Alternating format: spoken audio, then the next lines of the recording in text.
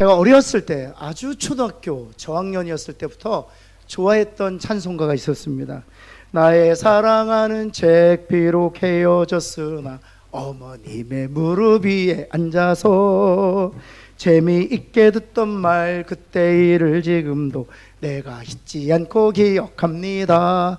제가 초등학교 1학년 때부터 이 찬양을 좋아해서 그런지 저희 어머님이 너무 이쁘게 귀엽게 생각해요. 한번 생각해 보세요. 나의 사랑하는 책. 어머니가 얼마나 좋아하셨겠어요. 그 좋아했던 이유가 뭐냐면 가사가 좋아서가 아니라 가락이 좋아서 좋았습니다.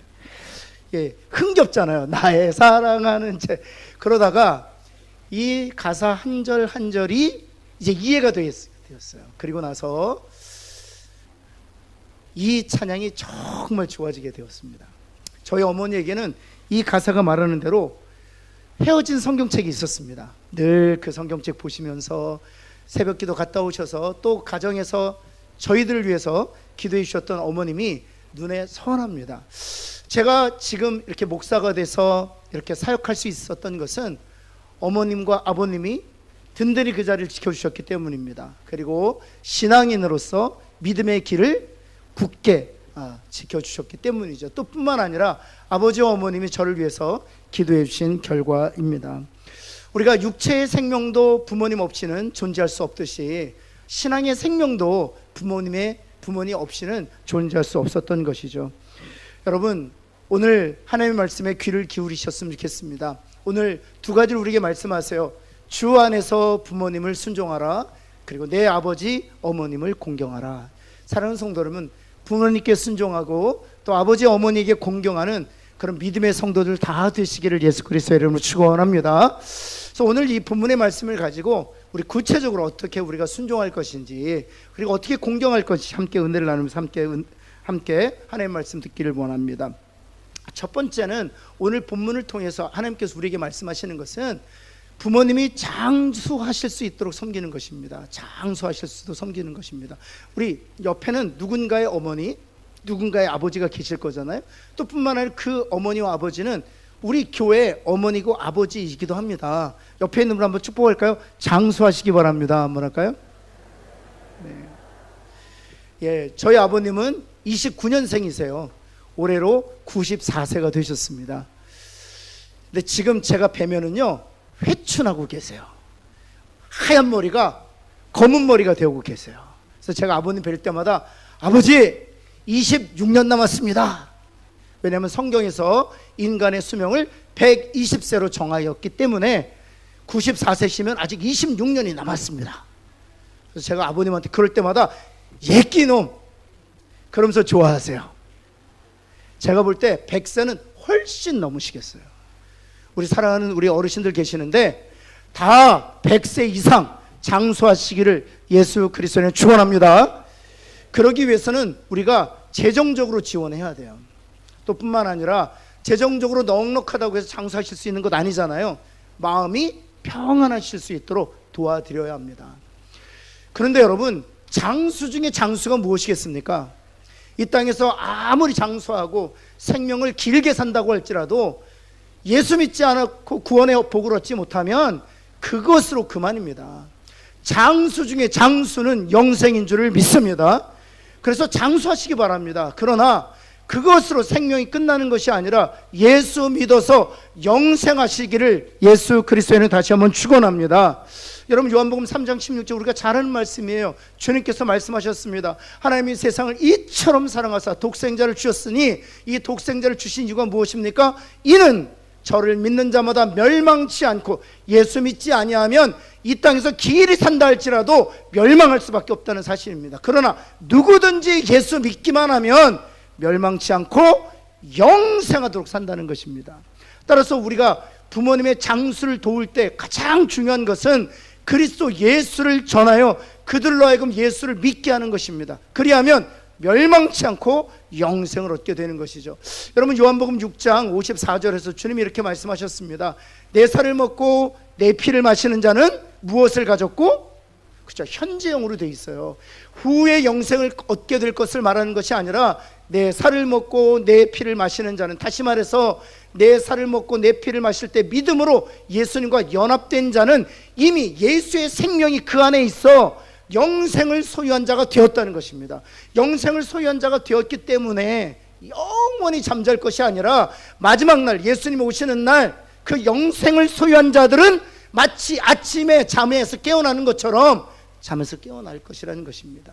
사랑하는 우리 성도 여러분, 특별히 우리 부모님들을 위해서 기도할 때 믿음으로 주님의 살과 주님의 피와 연합되어 영생을 소유한 자가 되어 영원히 잠잘 것이 아니라 주님 머지않아 오실 때에 새 몸을 입고 잠에서 깨어나 영원한 생명을 누리는 부모님 되게 하여 주옵소서. 기도하는 저와 여러분 되기를 예수 그리스도의 이름으로 축원합니다. 두 번째, 오늘 본문의 말씀을 통해서 우리에게 말씀하시는 것은 주 안에서 부모에게 순종하는 것입니다. 한번 따라해 볼까요? 주 안에서 부모에게 순종합시다. 여러분, 예수님께서도 부모님께 순종했습니다. 특별히 육신의 부모님께 순종했습니다. 누가복음 2장으로 한번 가볼까요? 예수께서 함께 내려가서 나사렛, 자신이 자란 고향이죠, 나사렛에서 이르러 순종하여 받드시더라. 그렇다면 이 순종의 대상은 누구일까요? 그렇죠, 육신의 부모 요셉과 마리아 순종하여 받드셨다는 것입니다. 여러분, 뿐만 아니라 참 아버지이신 하나님께 순종하셨습니다. 겟세마네 동산에서 기도하실 때 주님께서 이렇게 기도하셨죠. 나의 뜻대로 마옵시고 누구의 뜻대로 하옵소서?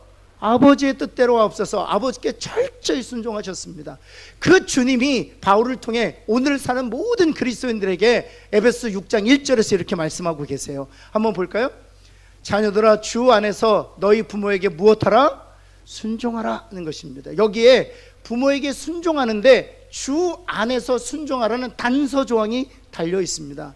여러분, 주 안에서 순종한다는 것은 무엇을 의미하는 것일까요? 여러분, 바로 여기에 그런 의미가 있습니다. 첫 번째, 세 가지가 있는데요. 첫 번째는 무엇인가 하면 하나님의 말씀 안에서 부모님에게 순종하는 것입니다. 하나님의 말씀 안에서 부모님에게 순종하는. 여러분, 하나님의 뜻과 부모님의 뜻이 일치될 때는 너무 감사한 일이죠. 근데 하나님의 뜻과 부모님의 뜻이 반대일 경우, 상치될 때 우리는 누구의 뜻을 쫓아야 되는 것입니까? 하나님의 뜻을 쫓아야 되는 것입니까? 부모님의 뜻을 쫓아야 되는 것입니까?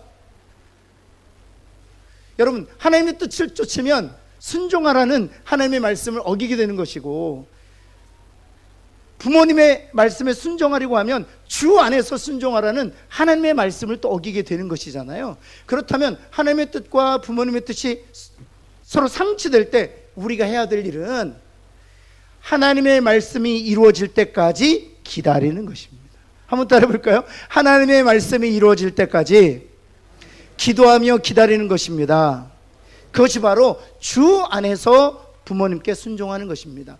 한 번은 제가 여행하다가 필라델피아라는 지역에 머물 적이 있었어요. 그때 이제 목사님이 되신 젊은 2세 목사님이세요. 한국말이 서툴고 영어가 훨씬 쉬웠던 2세 목사를 만났는데, 그 목사님을 통해서 자신이 결혼한 이야기를 들었어요.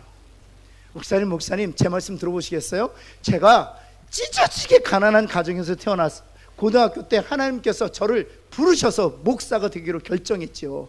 그래서 대학교를 졸업하고 신학대학원에 진학했습니다. 그리고 나서는 한인교회 초등부 전도사가 되었어요. 그때는 제가 신학대학원 1학년 때였습니다. 그러다가 그 교회에 아름다운 자매가 눈에 들어왔다는 거예요. 그리고 나서 용기를 내어 데이트 신청하다가 결국에는 결혼을 약속하는 사이가 되었대요. 근데 그 자녀가 무남동료 외딸이었대요. 그리고 그 교회 선임 장로님 딸이었대요. 근데 그 장로님은 아주 부자였답니다. 그런데 정말 겸손하고 신실하고 교회 기둥같이 쓰임받는 거듭난 그리스도인들이었대요. 그런데 평소에 이 장로님과 권사님 무담용료 외딸이었기 때문에 딸을 위해서 기도했던 제목이 있었대요. 자기도 알고 있었대요. 그 기도 제목이 무엇인가 하면, 하나님, 우리 딸을 주의 도구로 사용하여 주옵소서. 하지만 목사 사모는 안 됩니다. 이게 장로님과 권사님 기도 제목이었대요. 왜냐하면 찢어지게 가난하게 살 것에 대한 염려 때문이 아니라 목사 사모의 길, 그리고 목사의 길이 무엇인지를 알았기 때문이에요. 영적으로 져야 될 그 무거운 짐을 지고 자신의 딸이 가야 된다는 것을 볼 때 자격이 없다고 생각했다는 거예요. 그런데 이 장로님 권사님 귀에 자신의 딸이 사랑하는 그리고 결혼을 약속한 남자가 새내기 전도를 사는 사실이 들어갔어요. 큰일 났죠. 그래서 두 사람을 불렀습니다. 그리고 사랑으로 권면하고 헤어질 것을 종용했어요. 어떻게 했을까요? 그 새내기 목사님 저에게 그러시더라고요. 자매가 다시 만나서 기도하고 난 후에 자매에게 이런 요청을 했대요. 2년 동안 만나지 말자. 그리고 하나님의 뜻을 구하자. 하나님이 우리 결혼에 계획을 가지고 계신다면 우리가 헤어져 있는 동안 분명히 부모님의 마음을 바꾸어 주실 것이다. 나는 교회를 옮기겠다. 그리고 메시지로도 이메일로도 전화로도 우리 연락하지 말고 서로 있는 자리에서 기도하고 기다리자 했대요. 그리고 2년 동안 정말 열심히 기도했대요. 그런데 2년 마지막 때 전화가 왔답니다. 전화 한 통이 딱 왔대. 핸드폰으로 딱 보니까 장로님한테 전화 온 거예요. 목사님 저 좀 봅시다. 그리고 만나서 보았는데 장로님이 그러시더래요. 이제는 두 사람이 만나서 결혼해도 되겠습니다. 제가 전도사님 지켜보니까 신실한 주의 종입니다. 옳은 길 가겠습니다. 바른 길 가겠습니다. 2년 동안 제 딸 지켜보니까 목사 사모의 자격이 없는 줄 알았더니 목사 사모 자격 충분하다고 생각이 되었습니다. 이제 저희가 마음껏 지원할 테니까 두 사람이 결혼해서 주의 길을 가세요. 그래서 결혼했다는 거예요. 제가 그 말씀 들으면서 주 안에서 부모에게 순종한다는 것이 바로 이런 것이구나. 부모의 뜻과 나의 뜻이 다를 때에는 기도하면서 기다리는 것이구나. 사랑하는 성도 여러분, 주 안에서 순종하는 저와 여러분 되기를 예수 그리스도의 이름으로 축원합니다. 두 번째, 주 안에서 순종한다는 것은 무엇을 의미하는 것인가? 예수님을 믿는 사람답게 순종하는 것입니다. 순종하되 예수 믿는 사람답게 순종하는 것입니다. 예수님 당시에 율법을 잘 알고 있었던 유대인들도 부모님께 잘 순종했어요. 그러나 주님이 신랄하게 그들의 순종을 이와 같이 비판하시죠. 한번 여러분 볼까요? 마가복음 7장 10절 말씀. 모세는 내 부모를 공경을 하고 또 아버지나 어머니를 모욕하는 자를 죽임을 당하리라 했거늘. 율법에 기록도 있었습니다. 구약 성경을 가지고 있었는데 유대인들은 이 율법과 계명을 잘 알고 있었어요. 그런데 11절 말씀 한번 볼까요? 너희는 이제 사람이 아버지에게나 어머니에게나 말하기를 내가 드려 유익하게 할 것이 고르반 곧 하나님께 드림이 되었다고 하기만 하면 그만이에요. 무슨 뜻인가 하면 이것을 아버님과 어머님에게 드리면 부모님에게 참 유익할 것인데 그것을 부모님에게 드리지 아니하고 고르반 하나님께 드렸다라고 선포만 하면 그것으로 끝이었다는 거예요. 부모님께 드리지 않았다는 것입니다. 12절 말씀. 그래서 자기 아버지나 어머니에게 아무것도 드리지 않았다는 거예요. 아무것도 드리지 않았다는 거예요. 분명히 모세의 계명을 그들은 알고 있었습니다. 부모를 공경하라. 내 아버지와 어머니를 모욕하는 자는 반드시 죽임을 당할 것이다 라는 그 계명을 알고 있었어요. 그럼에도 불구하고 그 계명을 지혜롭게 피하기 위하여 고르반이라는 제도를 악용했다는 것입니다.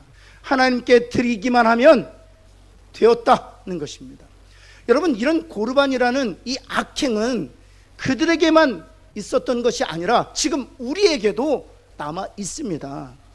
여러분, 주님을 섬긴다는 이유로 인해서 아버님과 어머님에게 시간을 내어주는 것을 제한하는 이들이 있어요. 뿐만 아니라 주님께 드리기 위하여 부모님께 드리지 못하는 경우도 있습니다. 사랑하는 성도 여러분, 둘 다 피하셔야 돼요. 주님께 드린다는 이유 때문에 부모님께 드려야 될 것을 드리지 못하는 것도 피해야 되고요. 부모님께 드려야 될 것을 주님께 드려야 할 것을 나누어서 드리는 것도 피하셔야 돼요. 주님께 드릴 것은 주님께 드리고 부모님께 드릴 것은 부모님께 드리고, 이런 것이 바로 물질뿐만 아니라 시간도 역시 마음도 역시 마찬가지예요. 여러분, 이것이 바로 예수님 믿는 사람답게 부모님을 공경하고 순종하는 것입니다. 여러분, 세 번째, 주 안에서 부모님께 순종한다는 것은 예수 믿는 사람으로서 부모님을 용서해 드리는 거예요. 예수 믿는 사람으로서 부모님을 용서해 드리는 것입니다. 여기서 보면 주 안에서 부모에게 순종하라 이렇게 말씀하셨잖아요. 우리가 어떻게 주 안에 있게 되었던가요? 우리가 어떻게 주 안에 머물게 되었던가요? 십자가의 사랑으로 말미암아 용서함 받아 주 안에 머물게 되었잖아요. 따라서 주 안에서 부모를 순종하라는 것은 다른 의미로는 예수 그리스도의 십자가로 용서함 받은 것처럼 우리도 그 사랑으로 부모님을 용서해 드려야 한다는 것입니다. 한번 따라할까요? 부모님을 용서합시다. 한번 할까요? 부모님을 중심으로 용서하실 수 있기를 바랍니다. 여러분, 특별히 한 이야기를 말씀드리면 텍사스에 살았던 어떤 한 사내가 세 아들을 두었대요. 아내와 세 아들을 두었는데 자기만의 유익을 위해서 어렸을 때 그 세 아들 그리고 아내를 남겨두고 홀로 캘리포니아로 그냥 도망쳤답니다. 그래서 캘리포니아에 30년, 40년 자기만을 위한 삶을 살다가 결국에는 캘리포니아에서 죽었대요. 그리고 나서 죽고 그냥 끝나면 되는데 굳이 텍사스에 사는 아들들에게 자기의 죽음을 지인들을 통해서 알려달라고 했답니다. 그 유언을 전했어요. 유언이 무엇인가 하면 내가 텍사스에 묻힐 수 있도록 도와달라는 것입니다. 이 사람이 자기만을 위해서 모든 재산을 탕진했기 때문에 죽을 때에는 한 푼도 남아있지 않았대요. 그래서 삼형제가 모여서 이 유언을 어떻게 할 것인가 했더니 동생 둘이 난리가 난 거예요. 죄송합니다. 그 인간이 말이야 우리에게 해준 것이 무엇이 있길래 굳이 비용을 들여서 그 캘리포니아 먼 곳으로부터 시신을 운구해서 이 텍사스의 묘지를 에다 안장을 하느냐. 보통 참고로 말씀드리면 보통 미국에서 장례를 하려면 가장 미니멈 1,500만 원 정도가 들어요. 근데 캘리포니아에서 텍사스로 오려면 비행기로 시신을 운구해야 돼요. 그래서 상당한 많은 돈이 필요해요.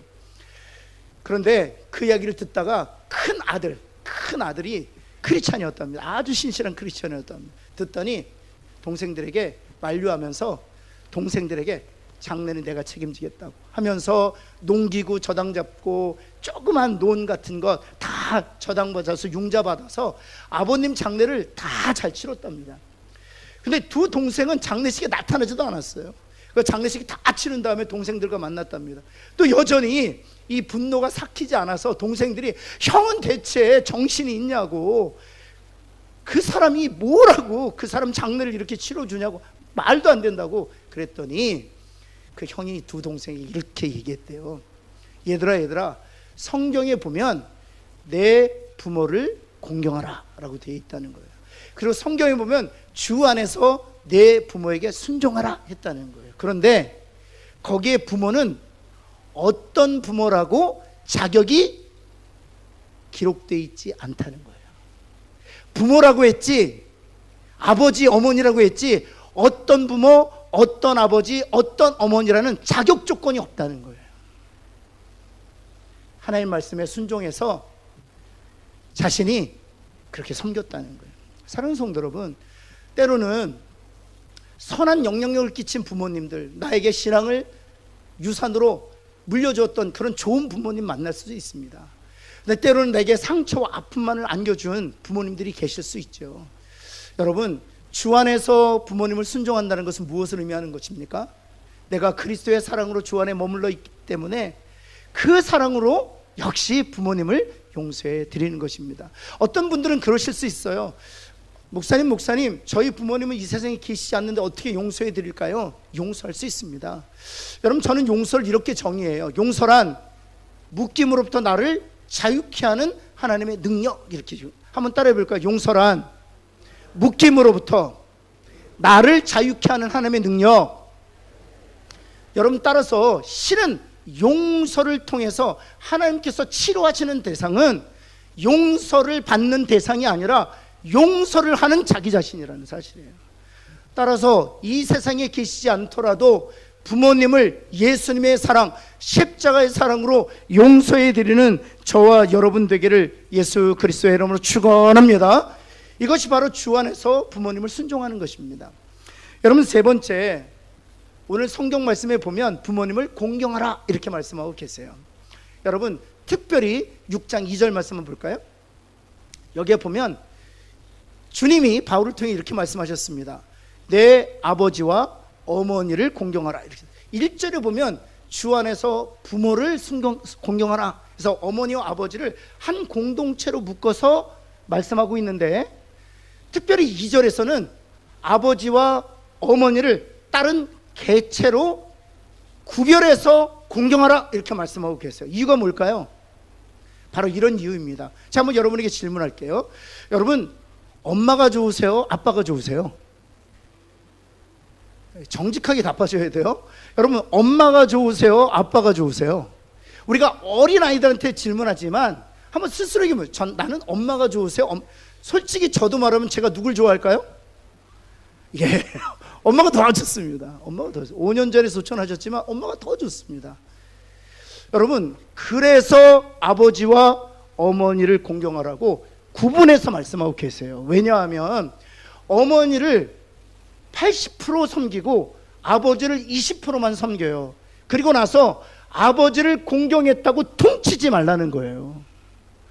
어머니를 80% 섬겼다면 아버지도 80% 섬기라는 것입니다.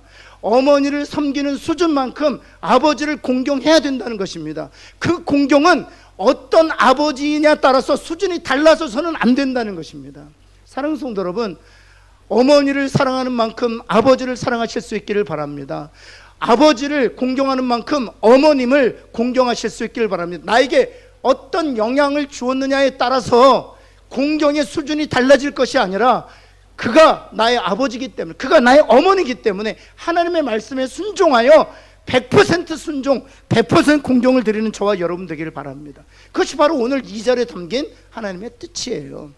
여러분, 특별히 이 공경이란 단어는 어떤 단어인가 하면 카페드라는 단어인데, 성경을 보면 이 공경이란 단어가 계속 반복돼서 사용됩니다. 그런데 이 공경이란 단어는 그 대상이 둘이에요. 하나는 오늘 우리가 보았던 것처럼 아버지와 어머니고요, 또 하나는 무엇일까요? 하나님입니다. 이 공경이란 카페드란 단어는 하나님을 공경하라, 내 아버지와 어머니를 공경하라, 이 두 대상에게만 사용되고 있다는 사실입니다. 여러분, 이것은 무엇을 의미하는 것입니까?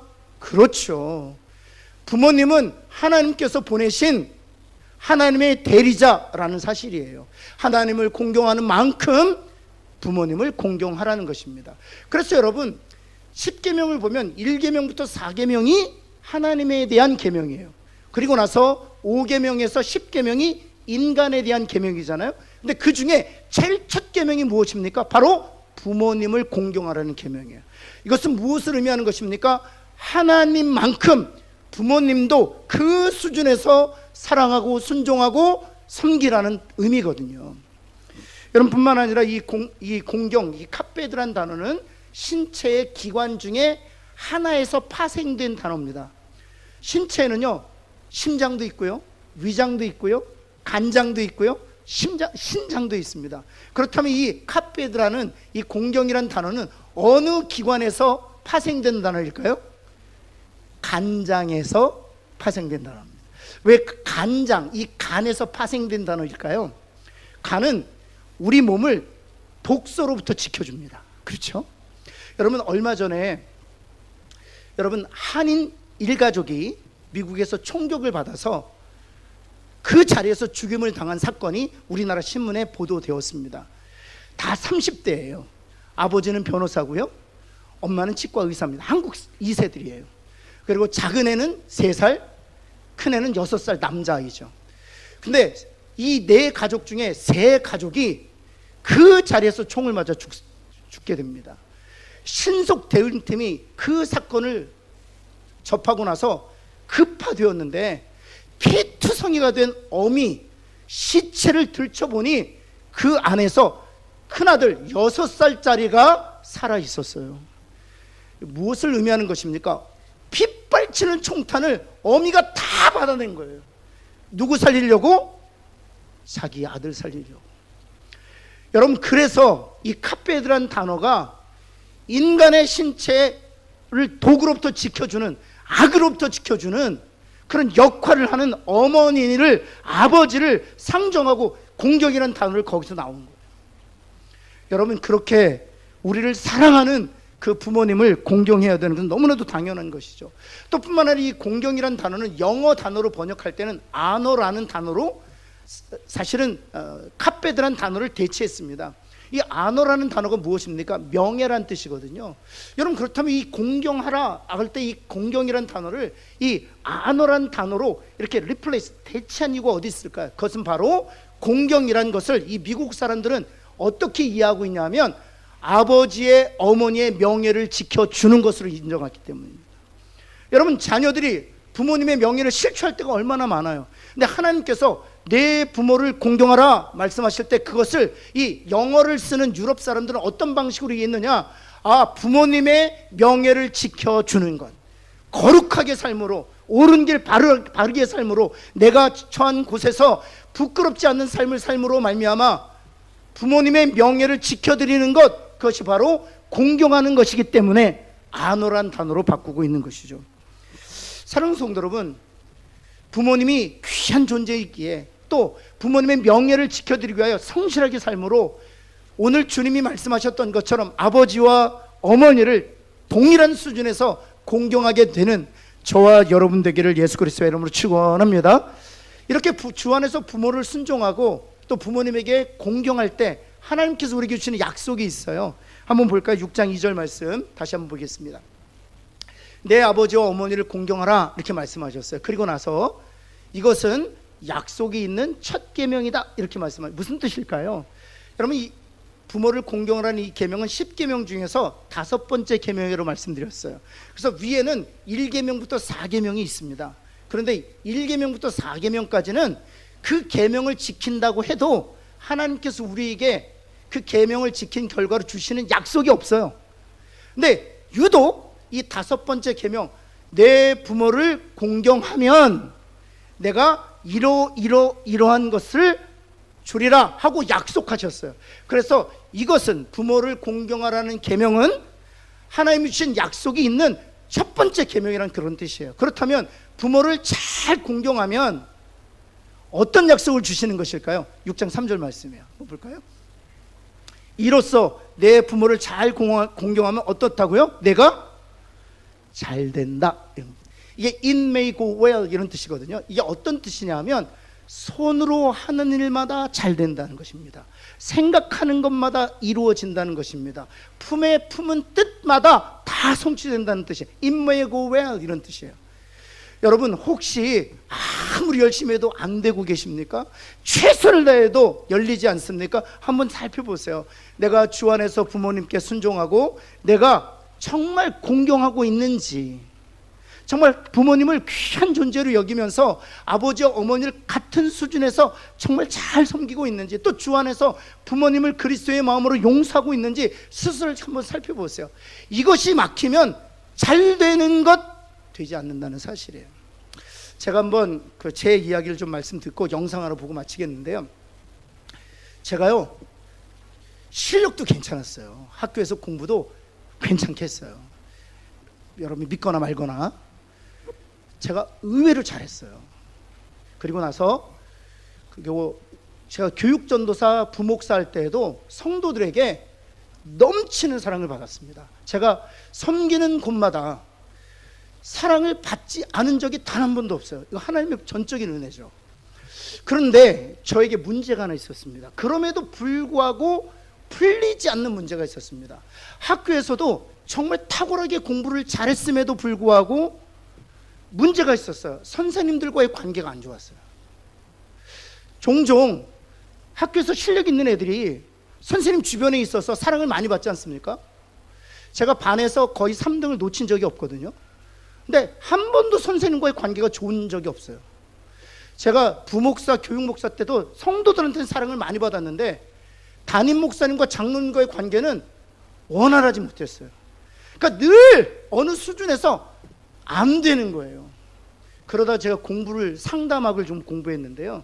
바로 이 본문의 오늘 읽었던 이 본문의 말씀을 주제로 상담학을 제가 배운 거예요. 아버지와의 관계가 깨어져 있으면 그렇다는 거예요. 그리고 저를 보니까 제가 그때 미국에서 공부하고 있었잖아요. 한국에 전화하잖아요. 그럼 아버님이 전화를 받아요. 제가 전화할 땐 누가 받는 것을 기대하고 전화했을까요? 그렇죠, 엄마예요, 엄마. 근데 그날따라 아버지가 받는 거예요. 그럼 아버지는 딱 두 마디 하세요. 신철이니 엄마 바꿔줄게. 아버님도 저에게 하실 말씀이 없는 거예요. 정말 냉랭했습니다. 뿐만 아니에요.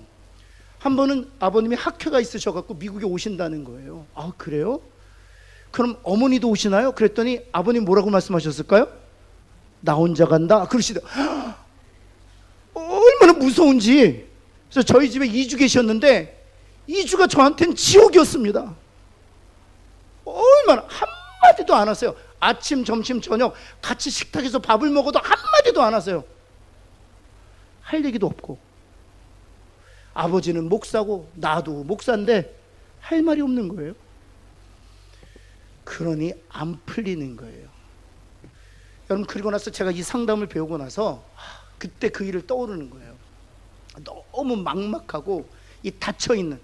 그리고 나서 제가 먼저 시작했습니다. 보이지 않는 한국에 계신 아버지가, 하나님, 아버지를 용서합니다. 제가 아버지 용서해드리기 시작했어요. 여러분이 보면 제가 아버지를 용서할 게 없을 것 같지? 아니요. 우리 사이에 은밀한 일들이 많습니다. 말로 할 수 없는 수많은, 제가 용서해 드려야 될 수많은 일들이 있어요. 제가 아버님을 다 용서해 드렸어요. 눈물을 흘리면서 용서해 드렸어요. 그리고 나서 한국에 와서 아버지, 제가 용기를 가지고 아버지, 제가 이런 일로 해서 제가 용서해 드렸습니다. 그랬더니 아버님이 뭐라고 그러셨을까요? 난 기억 못한다 그러시더라고요. 하나도 기억 못하신다는 거예요. 그래도 제가 아버님을 꼭 안고, 그 용기가 어떻게 나왔는지 하나님 주신 용기죠. 아버님 꼭 안고, 아버지, 제가 아버지 너무 사랑해요. 아버지, 제가 용서해 드립니다. 그리고 무릎 꿇고 정말 눈물로 기도했어요. 그리고 나서 어떤 일이 일어난 줄 아세요? 그렇게 해결되지 않았던 문제들이 하나 둘씩 해결되기 시작했습니다. 제가 어르신들하고 하나도 문제가 없어요. 리더들하고도 하나도 문제가 없어요. 이제는 막혀있지 않아요. 손으로 하는 일마다 하나님께서 은혜를 베푸세요. 계획하는 일마다 하나님께 길을 열어주세요. 여러분, 오늘 이 말씀, 이로써 내가 잘되고, 이것은 하나님이 우리에게 주신 약속 있는 첫 계명입니다. 주 안에서 부모님께 순종해 보시기 바랍니다. 또 뿐만 아니라 아버지, 어머니를 같은 수준에서 귀한 존재로 여기고 그 부모님의 명예를 지켜주기 위하여 옳은 길 가보시기 바랍니다. 그리하면 하나님께서 여러분의 삶을 약속하신 대로 잘 되게 하실 줄을 믿습니다. 여러분, 오늘 영상 하나 볼게요. 그리고 마치겠습니다. 영상 하나 보시겠습니다.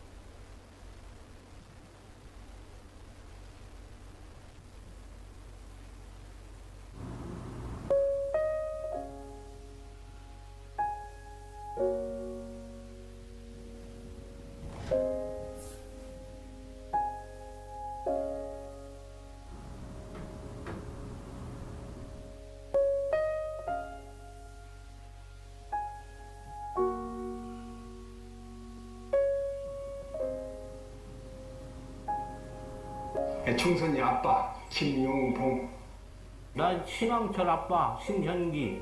이영근입니다. 큰아들이. 저 영우 아버지 되는 사람입니다. 조유섭 아빠, 진영이 아빠.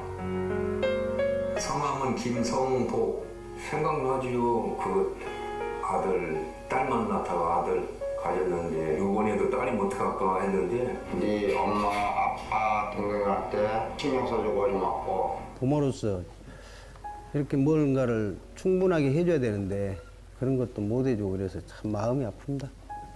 아들이라는 것은 어느 누가 바꿀 수도 없는 것이고 크게 뭐 도와주지도 못했고 했는데 너희들이 알아서 잘 커가지고 계속 부족한 게 부모 마음 아닐까요? 죽는 순간까지 그런 제가 그런 마음으로 살고 있어요. 계속 부족한 거예요.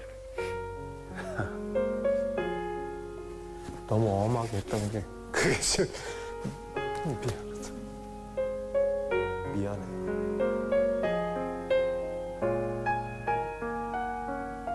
항상 내가 부족하고 항상 미안해요. 걔한테는.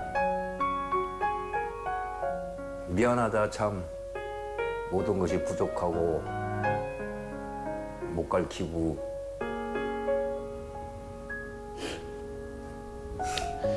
기도하겠습니다.